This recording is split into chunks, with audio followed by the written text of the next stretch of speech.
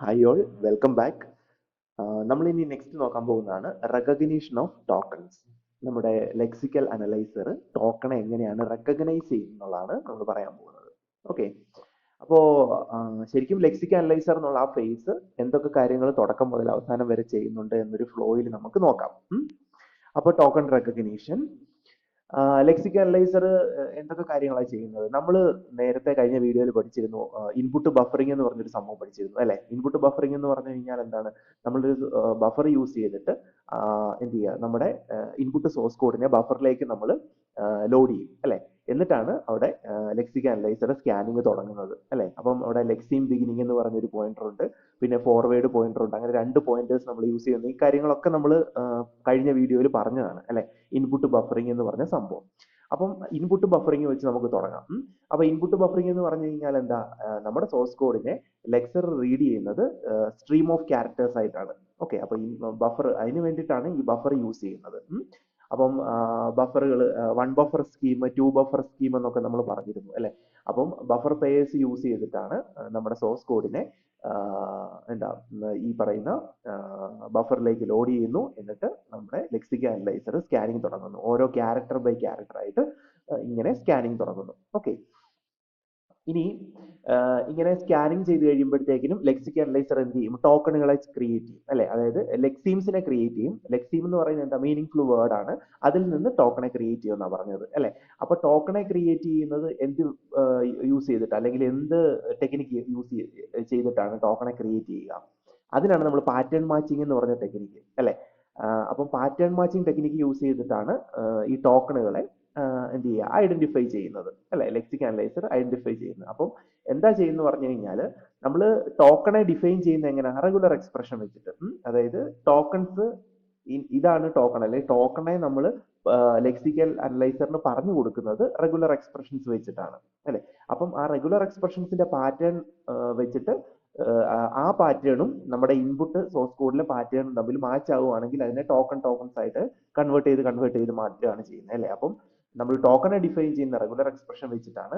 അപ്പം നമ്മുടെ ലെക്സർ എന്താ ചെയ്യുന്നത്? ലെക്സർ എന്ന് പറഞ്ഞു കഴിഞ്ഞാൽ ലെക്സിക്കൽ അനലൈസർ ആണ്. ഓക്കെ, അപ്പം ലെക്സിക്കൽ അനലൈസർ അല്ലെങ്കിൽ ലെക്സർ എന്താ ചെയ്യുന്നു പറഞ്ഞു കഴിഞ്ഞാൽ, ഈ റെഗുലർ എക്സ്പ്രഷനെ എന്ത് ചെയ്യും? ഡിറ്റർമിനിസ്റ്റിക് ഫൈനൈറ്റ് ഓട്ടോമേറ്റ് ആയിട്ട് കൺവേർട്ട് ചെയ്യും. അതായത് DFA ആയിട്ട് കൺവേർട്ട് ചെയ്യും. റെഗുലർ എക്സ്പ്രഷനെ നമ്മൾ നമ്മുടെ ലെക്സർ എന്ന് പറയുന്നത് DFA ആയിട്ട് കൺവേർട്ട് ചെയ്യും. എന്നിട്ട് ഈ DFA യൂസ് ചെയ്തിട്ടാണ് എന്ത് ചെയ്യുക? നമ്മുടെ ഈ പറയുന്ന ക്യാരക്ടർ ബൈ ക്യാരക്ടർ ആയിട്ട് നമ്മുടെ ഇൻപുട്ടിനെ പ്രോസസ് ചെയ്യുന്നത്. ഓക്കെ, എന്നിട്ട് അതിൽ നിന്ന് എന്ത് ചെയ്യും? ടോക്കണുകളെ പ്രൊഡ്യൂസ് ചെയ്യുകയാണ് ചെയ്യുന്നത്. ഓക്കെ, അപ്പം നമ്മൾ ടോക്കണെ റെപ്രസെന്റ് ചെയ്യാൻ വേണ്ടിയിട്ട് നമ്മൾ റെഗുലർ എക്സ്പ്രഷൻ യൂസ് ചെയ്യുന്നു. റെഗുലർ എക്സ്പ്രഷനെ നമ്മുടെ ലെക്സ് എന്ന് പറയുന്നത് DFA ആയിട്ട് കൺവേർട്ട് ചെയ്യും, ഡിറ്റർമിനിസ്റ്റിക് ഫൈനൈറ്റ് ഓട്ടോമേറ്റ് കൺവേർട്ട് ചെയ്യും. ഈ DFA ആണ് നമ്മുടെ ഇൻപുട്ടിനെ എന്ത് ചെയ്യുക? പ്രോസസ് ചെയ്യുന്നത്. അതായത് ക്യാരക്ടർ ബൈ ക്യാരക്ടർ ആയിട്ട് ഇൻപുട്ടിനെ പ്രോസസ് ചെയ്തിട്ട് വാലിഡ് ആയിട്ടുള്ള ടോക്കണെ നമുക്ക് ഐഡന്റിഫൈ ചെയ്ത് ജനറേറ്റ് ചെയ്ത് തരുന്നത്. ഓക്കെ, ഇനി ഇങ്ങനെ ചെയ്യുന്ന സമയത്ത് ഈ ടോക്കൺ ജനറേഷൻ സമയത്ത് എന്ത് സംഭവിക്കാം? എറർ വരാം അല്ലെ. ലെക്സിക്കൽ എറർ എന്ന് നമ്മൾ പഠിച്ചിട്ടില്ലേ. അപ്പം ലെക്സിക്കൽ എറർ വരുന്ന സമയത്ത്, അല്ലെങ്കിൽ ഇൻവാലിഡ് ആയിട്ടുള്ള ടോക്കണുകൾ കണ്ടുപിടിച്ചു കഴിഞ്ഞാൽ, അല്ലെങ്കിൽ അൺറെക്കഗ്നൈസ്ഡ് ആയിട്ടുള്ള പാറ്റേണുകളാണ് വരുന്നതെങ്കിൽ ലെക്സിക്കൽ അനലൈസർ എന്താ ചെയ്യുക, അല്ലെ ലെക്സർ എന്താ ചെയ്യുക? അത് എററിനെ റിപ്പോർട്ട് ചെയ്യും അല്ലെ. അതാണ് ലെക്സിക്കൽ എറർ എന്ന് പറയുന്നത്. അപ്പം ലെക്സിക്കൽ എറർ വന്നു കഴിഞ്ഞു കഴിഞ്ഞാൽ എന്ത് ചെയ്യാം? നമുക്ക് എററിനെ റിക്കവർ ചെയ്യാം. റിക്കവർ ചെയ്യാനുള്ള ടെക്നിക്ക് ഇപ്പൊ നമ്മൾ പറഞ്ഞിരുന്നു. അതായത് എറർ റിക്കവറി എന്ന് പറഞ്ഞ് ഞാൻ നേരത്തെ ഒരു വീഡിയോ ചെയ്തിരുന്നു അല്ലെ.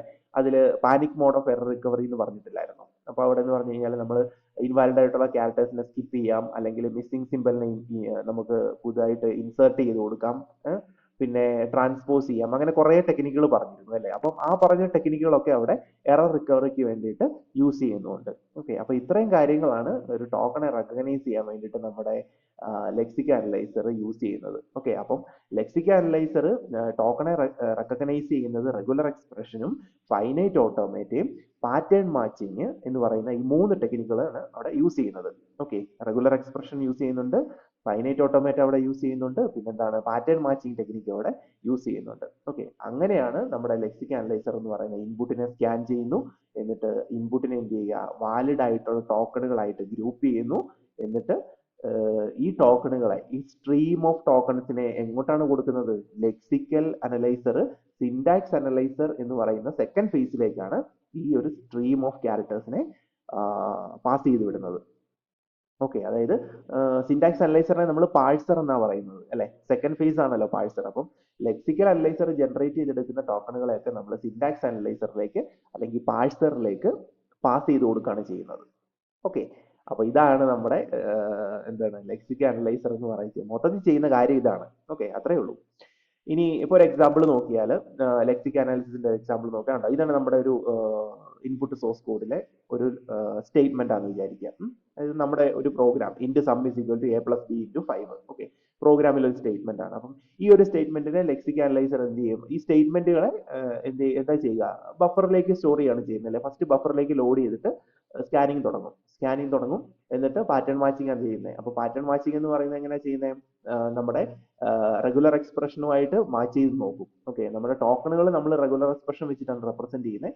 എന്നിട്ട് ഇവിടെ ആ റെഗുലർ എക്സ്പ്രഷന്റെ പാറ്റേൺ വെച്ചിട്ട് ഈ കൊടുത്ത ഇൻപുട്ടും വെച്ചിട്ട് മാച്ച് ചെയ്ത് നോക്കും, ഏതൊക്കെയാണ് മാച്ച് ആകുന്നത് എന്നുള്ളത്. ഓക്കെ, അപ്പൊ മാച്ച് ആകുന്നതിനെ ബേസ് ചെയ്തിട്ടാണ് എന്ത് ചെയ്യുക? നമ്മുടെ ടോക്കണുകളെ ജനറേറ്റ് ചെയ്യുന്നത്. ഓക്കെ, അപ്പം നമ്മുടെ ലെക്സർ എന്ന് പറഞ്ഞാൽ ലെക്സിക്കൽ അനലൈസർ ആണ്.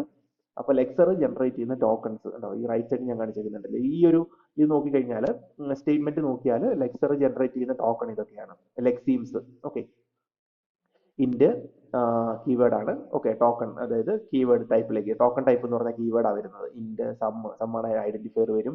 ഈക്വൽ ടു ആണെങ്കിൽ ഓപ്പറേറ്റർ, എ ആണെങ്കിൽ ഐഡന്റിഫയർ, പ്ലസ് ആണെങ്കിൽ ഓപ്പറേറ്റർ, ബി ആണ് ഐഡന്റിഫയർ, മൾട്ടിപ്ലിക്കേഷൻ സിമ്പിൾ ആണെങ്കിൽ അത് ഓപ്പറേറ്റർ. മൾട്ടിപ്ലിക്കേഷൻ സിമ്പിൾ എന്ന് പറഞ്ഞാൽ ഇത് ആസ്ട്രിക് ആണ്. ഓക്കെ, 5 ആണെങ്കിൽ ഇന്റിജർ ലിറ്ററൽ, പിന്നെ ഒരു സെമിക്കോളൻ ആണെങ്കിൽ സ്പെഷ്യൽ സിമ്പിൾ. കേട്ടോ, ഇതൊക്കെ കറക്റ്റ് ആയിട്ട് ഏത് ടോക്കൺ ടൈപ്പ് ആണെന്നുള്ളത് ഐഡന്റിഫൈ ചെയ്തു. ഓക്കെ, ഇതൊക്കെ ലെക്സീംസ് ആണ്. ലെക്സീമിനെയാണ് ടോക്കൺ ആക്കി മാറ്റുന്നത് അല്ലെ. മീനിങ് ആയിട്ടുള്ള വേർഡ് അത് ടോക്കൺ ആണോ എന്നാണ് ഇവിടെ ചെക്ക് ചെയ്ത് നോക്കുന്നത്. അപ്പോ ഇതാണ് അതിന്റെ കിട്ടിയ ഔട്ട്പുട്ട് എന്ന് പറയുന്നത്. ഓക്കെ, അപ്പൊ ഇതാണ് ശരിക്കും ലെക്സിക്കൽ അനാലിസിസ് എന്ന് പറഞ്ഞ ഫേസ് ചെയ്യുന്നത്. ഓക്കെ, ബാക്കി നമ്മൾ നമ്മുടെ നെക്സ്റ്റ് വീഡിയോയിൽ നോക്കാം. Thank you.